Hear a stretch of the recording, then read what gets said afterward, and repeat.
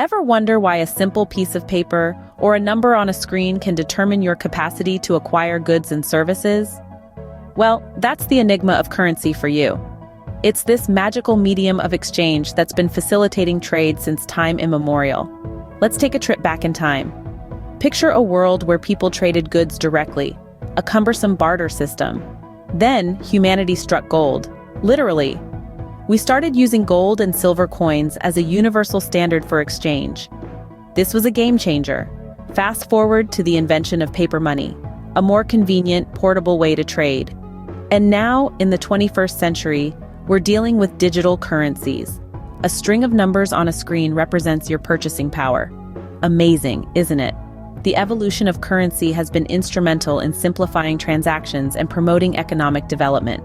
So, currency, in its many forms, has been the invisible hand, guiding the course of trade and economic growth. But what happens when that piece of paper starts losing its value over time? Enter inflation. Now, inflation can be a bit of a slippery concept to grasp. Picture it as the rate at which the general level of prices for goods and services is climbing, and in turn, your purchasing power is taking a nosedive. Imagine this. You've been saving up for that dream vacation, but just when you think you've got enough, the prices of flights and hotels have skyrocketed. That's inflation for you, a silent actor on the economic stage, pulling strings behind the scenes. So, what's cooking this inflation stew? Well, a variety of factors can stir up this economic phenomenon. It could be a case of government debt, where the government prints more money to pay off what they owe, or a surge in production costs, making products more expensive to produce and thus to buy. Even an increase in demand for goods can trigger inflation, leading to higher prices.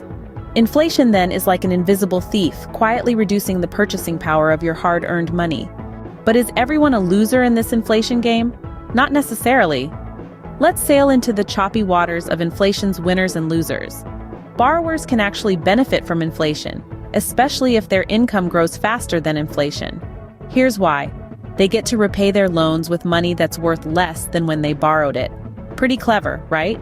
On the flip side, savers and those on fixed incomes can find themselves up the proverbial creek.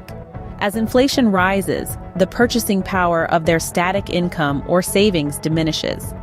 It's like trying to win a race against a speedboat with a rowboat. So how do you protect your hard-earned money from inflation's grasp? Consider investing in assets that tend to increase in value over time, like real estate or stocks. It's like having a robust life jacket in these inflationary waters. So, while inflation may be a sneaky thief, with the right knowledge and strategies, you can guard your treasure effectively.